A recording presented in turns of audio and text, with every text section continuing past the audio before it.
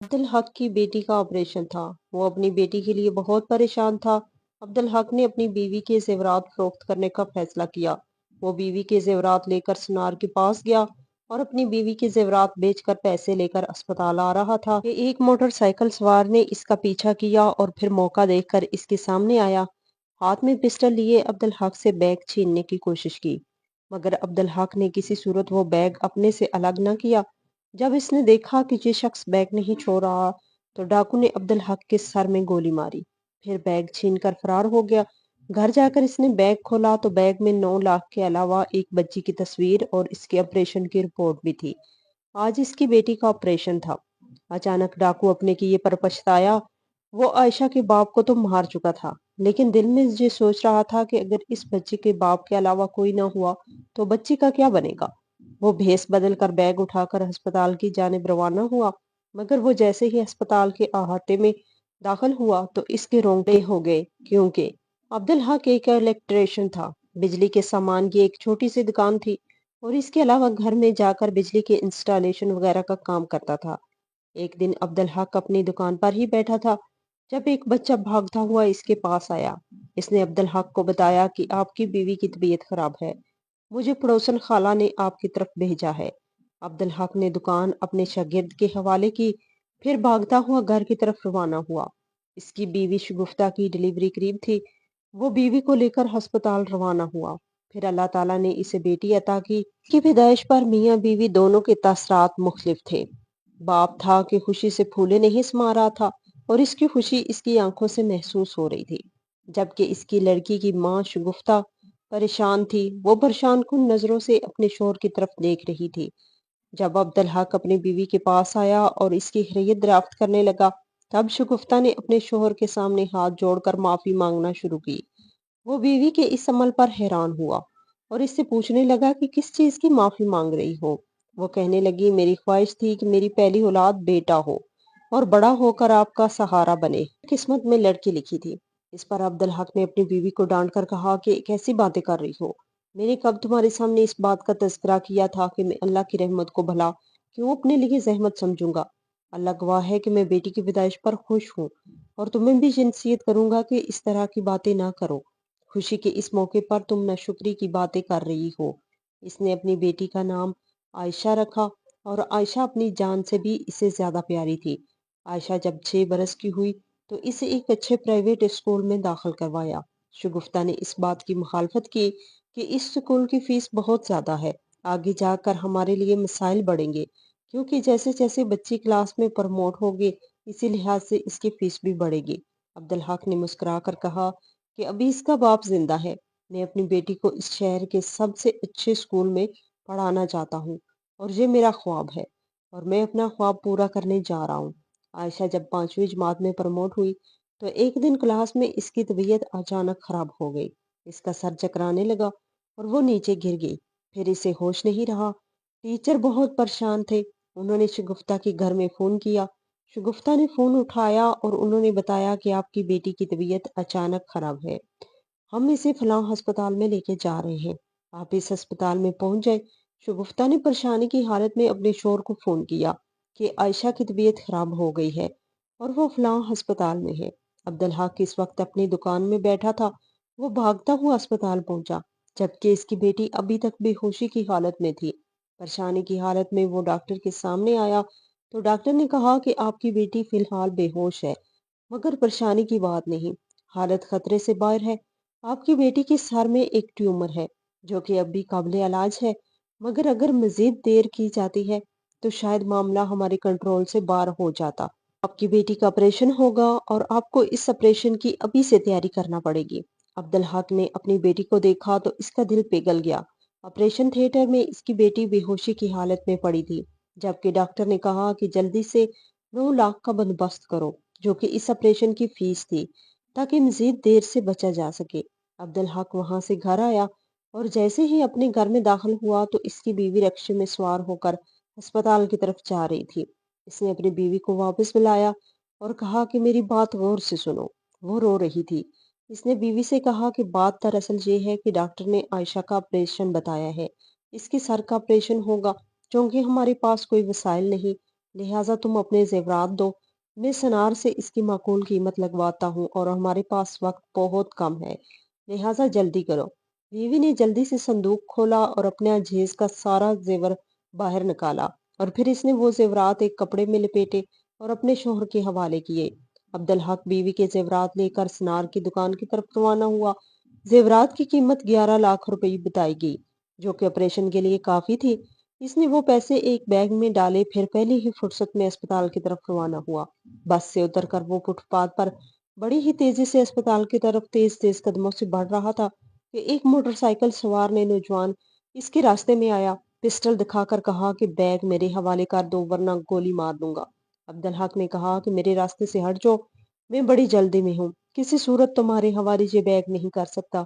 जिस पर वो बाइक से नीचे उतर आया, बैग छीनने की कोशिश की। अब्दुल हक ने काफी मजम्मत दिखाई और वो किसी सूरत बैग को डाकुओं को देने वाला नहीं लग रहा था। इस पर इस शख्स ने अब्दुल हक के सर में गोली मारी, फिर लेकर वहां से फरार हो गया। घर जाकर इसने बैग खोला तो इसकी आंखें फटी की फटी रह गई। इसमें पूरे 11 लाख रुपए थे। पैसे देखकर तो वो खुश हुआ, लेकिन इस पैसों के अलावा इस बच्ची की तस्वीर और इसकी मेडिकल रिपोर्ट भी थी, जिस पर ऑपरेशन की डेट भी लिखी हुई थी। असद को इस बात का पता चल चुका था कि ये बच्ची इसी मकतूल की बेटी है, जिसको अभी मैं मार कर आया हूँ, और ये पैसे वो अपनी बेटी के ऑपरेशन के लिए लेके जा रहा था। असद डाकू नहीं था, बल्कि ये मजबूरी की हालत में कर रहा था। इसके भाई को अगवा किया गया था और अगवा करने वाले नामालूम मुजरम ने 10 लाख रुपए की डिमांड की थी।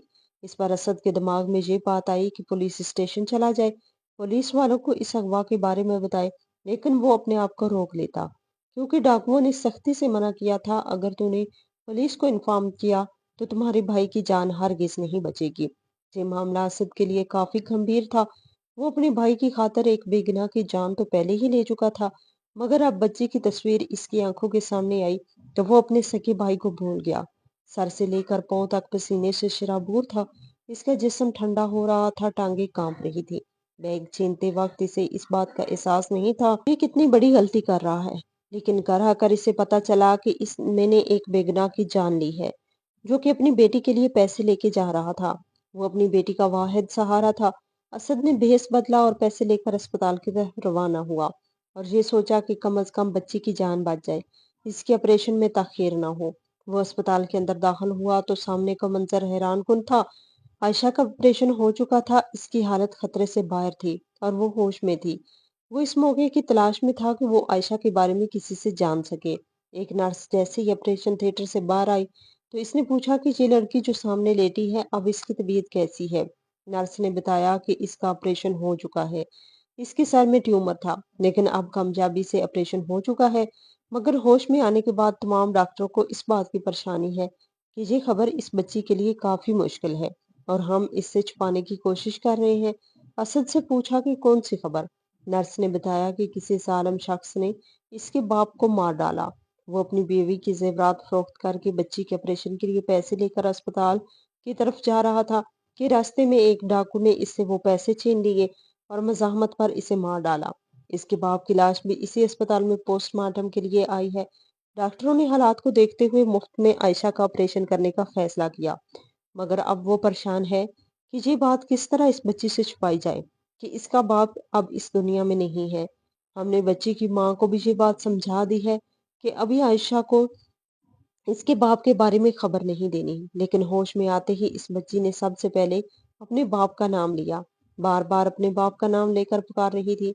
असद ने जब ये खबर सुनी तो अपने आप को मलामत करने लगा। इसके दिल में ये बात आई कि पिस्टल की गोली अपने आप पे चला दे, मगर अचानक इसे अपने भाई की याद आई। जिन लोगों ने इसके भाई को किडनैप किया था वो बार बार फोन कर रहे थे, लेकिन ये पिक नहीं कर रहा था। अचानक असद अस्पताल से वापस आया, वीरान जगह पर कॉल उठाई और कहने लगे, लगता है तुम्हारा भाई तुम्हें अजीज नहीं है, ठीक है फलां जगह पर अपने भाई की लाश उठा के ले जाना। असद ने रोकर कहा कि ऐसा मत करो, मुझे तुम जगह बताओ, मैं पैसे लेकर आता हूँ। असद को इस बात की तसल्ली हुई कि कम से कम लड़की की जान तो बच गई, मगर इसने एक बेगुनाह आदमी को कत्ल करके बहुत बड़ा गुनाह किया था, इसीलिए वो परेशान था। खैर वो इनकी बताई हुई जगह पर पहुंचा। अगवा करने वाले लोगों ने इससे पैसे लिए और फिर इसके भाई को इसके हवाले कर दिया। असद अपने भाई को गले से लगाकर रो रहा था, बार बार यही कह रहा था कि तेरे भाई के हाथ खून से रंगे हैं, تیرا بھائی مجرم ہے، تیرے سے بہت بڑی غلطی ہوئی، میں ابھی پولیس اسٹیشن جا کر اپنی گرفتاری پیش کرتا ہوں، مجھ سے ایک بے گناہ آدمی کا قتل ہوا ہے۔ اس کے بھائی اورنگزیب نے جب یہ سنا تو سہارا دے کر اپنے بھائی کو گھر لے آیا اور کہا کہ وہاں تفصیل سے بات ہوگی۔ گھر آ کر اورنگزیب اپنے بھائی سے ہاتھ جوڑ کر یہی کہہ رہا تھا کہ بھائی جان، والدین کی وفات کے بعد آپ نے ماں باپ بن کر مجھے پالا، میرا خیال رکھا، اگر آپ نے اپنی گرفتاری دے دی تو میں برباد ہو جاؤں گا، میں اکیلا اس دنیا میں کیا کروں گا، لہٰذا آپ جذباتی فیصلہ مت کیجیے۔ اسد نے اپنے بھائی سے کہا کہ بیٹا، میں مجبور ہوں، احساس ندامت میں دن بدن ڈوب رہا ہوں، اب اس احساس کو لے کر زندگی گزارنا میرے لیے کافی مشکل ہے۔ لیکن بھائی تھا جو بار بار اپنے بڑے بھائی کے سامنے ہاتھ جوڑ کر یہی کہہ رہا تھا کہ اپنے اس فیصلے پر نظر ثانی فرمائیں، ایسا مت کریں۔ چھوٹے بھائی کی محبت اس پر پھر سے غالب آ گئی۔ وہ جو اپنے آپ کو قانون کے حوالے کرنے والا تھا، وہ اس فیصلے سے باز آ گیا۔ شروع میں وہ ڈپریشن میں چلا گیا، اسے یہ بات سمجھ نہیں آ رہی تھی کہ وہ کیا کرے۔ دن رات عبدالحق کی تصویر اس کی آنکھوں کے سامنے آ جاتی۔ پھر اورنگزیب کی ایک اچھی کمپنی میں جاب ہو گئی اور اورنگزیب نے یہی سوچا کہ اگر بھائی یہ ملک چھوڑ کر چلے گئے، کچھ دن وہاں دبئی میں رہیں گے تو شاید اس غم سے باہر آ جائے اور جو حادثہ اس کے ساتھ پیش آیا شاید اسے بھول جائے۔ اورنگزیب کا ایک دوست دبئی میں جاب کرتا تھا، اس نے اپنے دوست کے ذریعے ہی اپنے بھائی اسد کو دبئی بھجوایا اور اپنے دوست سے کہا کہ ایک اچھے سے ڈاکٹر سے میرے بھائی کا علاج بھی کروائیں۔ اورنگزیب کی ضد پر وہ دبئی چلا گیا۔ اورنگزیب کی بہت بڑی خواہش تھی کہ اس کے بھائی اسد کی شادی ہو جائے، لیکن وہ شادی نہیں کرنا چاہتا تھا۔ وہ ایک لڑکی کو پسند کرتا تھا، اسی سے شادی کرنے کی خواہش رکھتا تھا۔ اس کی کزن مریم تھی، اس سے وہ بے پناہ محبت کرتا تھا، مگر مریم کے والدین نے ایک امیر گھرانے کو دیکھتے ہوئے اسد سے منگنی توڑ دی۔ اسد نے مریم سے رابطہ کرنے کی کوشش کی اور اس کی مرضی جاننے کی کوشش بھی کی، لیکن اس کا کوئی موقع نہیں مل رہا تھا۔ مریم کے والدین نے اسد کا داخلہ اپنے گھر میں بھی بند کیا ہوا تھا اور مریم کا فون مسلسل بند جا رہا تھا۔ پھر ایک شادی کی تقریب میں اسد کو موقع ملا مریم سے بات کرنے کا۔ اسد نے مریم سے پوچھا کہ یہ رشتہ تمہاری رضامندی سے ختم ہوا ہے یا تمہارے والدین نے تمہیں مجبور کیا ہے؟ جس پر مریم نے صاف الفاظ میں کہا کہ اسد، میری بات غور سے سنیں، میں اپنے والدین کی مرضی کے بغیر کچھ نہیں کر سکتی، اگر میرے والدین نے یہ رشتہ ختم کیا ہے تو کچھ سوچ سمجھ کر ہی کیا ہوگا۔ اسد نے جب یہ سنا تو کہا، اس کا یہ مطلب ہے کہ تم اس رشتے کے ختم ہونے پہ راضی ہو؟ جس پر وہ خاموش ہو گئی اور دبے الفاظ میں کہا کہ جس گھر میں میرا رشتہ ہو رہا ہے وہ تمہارے گھر سے بہت بہتر ہے، میرا ہونے والا شوہر ایک بہت بڑا بزنس مین ہے، معذرت کے ساتھ تمہارا پاس تو ایسا کچھ نہیں۔ اسد وہاں سے چپ چاپ واپس آیا اور پھر زندگی بھر شادی نہ کرنے کا فیصلہ کیا۔ اس کا ایک ہی مقصد تھا، وہ اپنے بھائی کی پرورش۔ اس کا بھائی اس سے 5 سال چھوٹا تھا اور بڑا آدمی بننا چاہتا تھا، مگر پھر بھائی کے ساتھ یہ حادثہ پیش آیا۔ کالج کی گیٹ کے باہر ہی اسے اغوا کیا گیا اور وہ اورنگزیب کو اپنی زندگی سمجھتا تھا اور اورنگزیب کے بغیر زندہ نہیں رہ سکتا تھا۔ اورنگزیب کی خاطر ہی اس نے پستول لیا اور پھر ڈکیتی کرنے کی ٹھان لی، کیونکہ اس کے پاس تو پھوٹی کوڑی نہیں تھی۔ اپنے بھائی کی خاطر اس نے یہ غلطی کی۔ وہ دبئی تو جا چکا تھا لیکن ڈپریشن سے باہر نہیں آ رہا تھا۔ وہ اپنے آپ کو قانون کے حوالے کرنا بھی چاہتا تھا، لیکن چھوٹے بھائی نے اس کی منت کی کہ خدا را آپ ایسا مت کرے۔ لیکن اس کے بعد اورنگزیب جس کمپنی میں جاب کرتا تھا، اسی کمپنی میں عائشہ بھی جاب کرتی تھی۔ بریک ٹائم میں عائشہ سے اس کی بات ہوئی تھی، دونوں ایک دوسرے کو پسند کرنے لگے۔ اس نے فون پر ہی اپنے بڑے بھائی اسد کو اس بات کی اطلاع دی کہ کمپنی میں مجھے ایک لڑکی سے پیار ہے، وہ مجھے پسند ہے اور میں اس سے شادی کرنا چاہتا ہوں۔ اسد جو دکھوں میں گر چکا تھا، یہ خبر سن کر خوش ہوا۔ پہلے تو اورنگزیب نے یہ ضد کی کہ جب تک آپ شادی نہیں کریں گے میں بالکل شادی نہیں کروں گا۔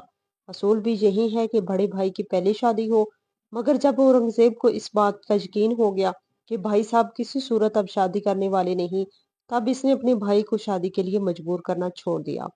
ہاں، البتہ اس نے بھائی سے یہ ضرور کہا کہ آپ جب دبئی سے واپس آ جائیں گے تب عائشہ سے میرے رشتے کے بارے میں آپ ہی بات کریں گے۔ اسد دبئی سے واپس آیا۔ ایئرپورٹ پر اس نے اپنے بھائی کا استقبال کیا۔ پھر کچھ دنوں بعد اسد اپنے چھوٹے بھائی اورنگزیب کو لے کر عائشہ کے گھر آیا۔ عائشہ کی ماں شگفتہ بہت خوش تھی۔ اس کی بیٹی ایک اچھے اور سلجھے ہوئے خاندان میں جانے والی ہے اور لڑکا کافی خوبصورت ہے، مگر وہ اس بات سے بالکل ناواقف تھی کہ جس لڑکے سے شادی ہو رہی ہے اسی کے بڑے بھائی نے اسے بیوہ بنایا تھا، اس نے ہی اس کا سہاگ چھین لیا تھا۔ ये एक सादा सी शादी थी जिसमें बड़े ही करीबी रिश्तेदार और दोस्तों को शिरकत की दावत दी गई थी। शादी के बाद आयशा ने महसूस किया कि असद हर वक्त उदास रहता है। वो किसी से बात नहीं करता और खामोश रहता है। इसने औरंगजेब से कहा कि भाईजान को के साथ क्या मसला है। मैं कई दिनों से ये बात नोट कर रही हूँ कि भाईजान बस अपने कमरे में रहते हैं, ना किसी से मिलते हैं ना ही बात करते हैं।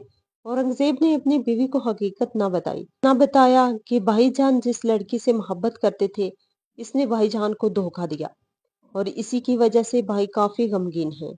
और यही वजह है कि भाई ने अभी तक शादी भी नहीं की। मेरे बार बार कहने के बावजूद भाईजान ने शादी ना करने का फैसला किया और फिर मैंने भी अपने बड़े भाई को मजबूर नहीं किया। औरंगजेब ने आयशा से ये बात छुपाने की बहुत कोशिश की, मगर वो कहते हैं ना कि किसी का भी कत्ल छुपाए नहीं छुपता। एक दिन आयशा अपने घर की सफाई कर रही थी। एक पुराने से संदूक के पीछे इसे एक बैग नजर आया। इसने बैग खोला तो इसके अंदर इसकी बचपन की तस्वीर थी और कुछ मेडिकल रिपोर्ट्स थी। वो ये रिपोर्ट्स देखकर हैरान हुई और सोच रही थी कि मेरी रिपोर्ट औरंगजेब के घर कैसे और क्यों आई। इसने वो तस्वीर खामोशी से छुपा ली और इसका तज़किरा औरंगजेब से भी नहीं किया। कुछ दिनों बाद वो अपने घर अपनी माँ के पास आई और कहा कि माँ जी, मुझे औरंगजेब के घर से ये तस्वीर मिली है जो कि मेरे बचपन की है और इसके अलावा ये मेडिकल रिपोर्ट भी मिली है। आयशा की माँ ने वो रिपोर्ट देखी और साथ ही इसकी नज़र इसकी तस्वीर पर पड़ी तो इसकी आंखों के सामने अंधेरा छाने लगा। माँ की हालत खराब हुई तो इसने अपनी माँ को पानी पिलाया। फिर जल्दी से माँ से पूछा कि माँ, मुझे बताएं कि इसकी क्या हकीकत है। माँ ने बताया कि बेटा, जब 10 साल की उम्र में तुम्हारा ऑपरेशन था तो तुम्हारे बाप इसी बैग में पैसे लेकर अस्पताल जा रहा था कि किसी नामालूम शख्स ने तुम्हारे बाप को कत्ल किया, जबकि ये बैग लेकर फरार हो गया। आयशा ने जब ये सुना तो शशदर हो गई। सोचने लगी कि मेरा शौहर ही मेरे बाप का कातिल है। इसे कुछ समझ नहीं आ रही थी कि वो क्या करे। वो अपने बाप से बेहद मोहब्बत करती थी, लेकिन औरंगजेब से शादी के बाद वो इस सदमे से बाहर आ चुकी थी, क्योंकि औरंगजेब ने इसका दामन खुशियों से भर दिया था। लेकिन अब फिर से इसके जख्म ताजा हो चुके थे। इसके दिल में आया कि पुलिस स्टेशन जाकर ये सबूत पेश करो और अपने जालिम शौहर को गिरफ्तार करवाऊं। लेकिन ये सबूत नाकाफी थे। 2 दिन बाद औरंगजेब इसे लेने आया, लेकिन वो इसके साथ ना गई। औरंगजेब हैरान था कि इसकी बीवी इसके साथ क्यों नहीं जा रही, मगर आयशा ने इस ख्वाहिश का इजहार किया कि माँ अकेली है, मैं एक हफ्ता मजीद अपनी माँ के साथ रहना चाहती हूँ। एक हफ्ते बाद वो दोबारा आयशा को लेने आया तो इस बार माँ की ख्वाहिश पर अमल करते हुए वो चुपचाप औरंगजेब के साथ चली गई। मगर घर जाकर आयशा ने औरंगजेब से बोलना छोड़ दिया था। वो बार बार आयशा से कहता कि बताओ क्या हुआ, तुम्हारे रवैये में ऐसी तब्दीली आखिर क्यों है, मुझे बताओ तो सही। हत्ता कि रात को इसने अपने शोर से अपना बिस्तर भी अलग कर लिया था। ये बात औरंगजेब के लिए नाकाबिले बर्दाश्त थी। वो आयशा पर चीखता था, इससे पूछता था कि तुम्हें क्या हो गया है, लेकिन वो जवाब नहीं देती थी। इनके दरमियान जब झगड़ा बढ़ गया तो असद इनकी गुफ्तगू सुन लेता था। असद काफी हद तक इस हकीकत से आगाह हो चुका था। अपने छोटे भाई को इस अजियत में देखकर इसे भी तकलीफ होती थी। वो इस हकीकत से वाकिफ था कि आयशा ने औरंगजेब से अपना बिस्तर अलग कर लिया है। दोनों एक ही कमरे में रहते हैं, लेकिन इनके दरमियान मीलों की दूरी है। ये दूरी आयशा के लिए तकलीफदा थी। एक दिन आयशा और औरंगजेब अपने कमरे में बैठे थे कि फायर के चलने की आवाज आई। ये फायर असद के कमरे में हुआ था। औरंगजेब भागता हुआ कमरे में गया। वहां जाकर इसने देखा कि असद ने अपने आप को गोली मार ली है और वो अपने कमरे में बेड पर मुर्दा हालत में पड़ा हुआ था, जबकि साथ ही एक खत पड़ा था। औरंगजेब ने खत उठाकर पढ़ना शुरू किया, जिसमें ये लिखा था कि बेटा औरंगजेब, तू मेरा बेटा है, मेरा भाई नहीं। मैंने तुझे हमेशा बाप बनकर पाला। मैं अपने आप को कानून के हवाले करना चाहता था, लेकिन तुम्हारी ख्वाहिश पर मैंने ऐसा ना किया। मगर मैं अंदर ही अंदर घुट रहा था। जिंदगी मुझ पर दुश्वार थी। मुझे मालूम है कि किसी तरह वो बैग आयशा ने देख लिया था और तुझे अपने बाप का कातिल समझती है, जबकि हकीकत में तो इसका कातिल मैं हूँ। मैं तुम दोनों का मुजरिम हूँ और मैं ये बोझ लेकर जी नहीं सकता। मैं अपने आप को खत्म कर रहा हूँ और आयशा से माफी मांगता हूँ कि अपने छोटे भाई को बचाने के लिए मैंने ये सब कुछ गलती में किया था। हो सके तो मुझे माफ कर देना। आयशा भी रोती हुई औरंगजेब के पीछे आई। औरंगजेब अपने भाई की लाश के साथ लिपटा हुआ था, जबकि आयशा ने भी वो खत पढ़ लिया। आयशा को मालूम हो चुका था कि इसका शौहर बेगुनाह है, जबकि इसके बाप को मारने वाला अब इस दुनिया में नहीं रहा। اپنے بڑے بھائی کی جدائی میں اورنگزیب بیمار پڑ گیا اور اس کی حالت میں عائشہ اپنے شوہر کو اکیلا نہیں چھوڑ سکتی تھی، لہٰذا اس نے اپنے شوہر کا ساتھ دیا۔ اورنگزیب کو ساری زندگی اس بات کا افسوس رہا کہ کاش وہ اپنے بھائی کو اس بات میں اجازت دے دیتا کہ بھائی اپنے آپ کو قانون کے حوالے کر دیتا، کم از کم اس کا بھائی خودکشی تو نہ کرتا۔ محبت بڑا ہی خودغرض جذبہ ہے۔ ایک باپ اپنی بیٹی کی محبت میں بیوی کے زیورات فروخت کر کے اسپتال بھاگ رہا تھا تو دوسری طرف ایک بھائی اپنے بھائی کی محبت میں بے گناہ شخص کی جان لے رہا تھا۔ ناظرین، آپ کو آج کی ہماری یہ کہانی کیسے لگی؟ کمنٹ باکس میں اپنی قیمتی رائے کا اظہار ضرور کریں۔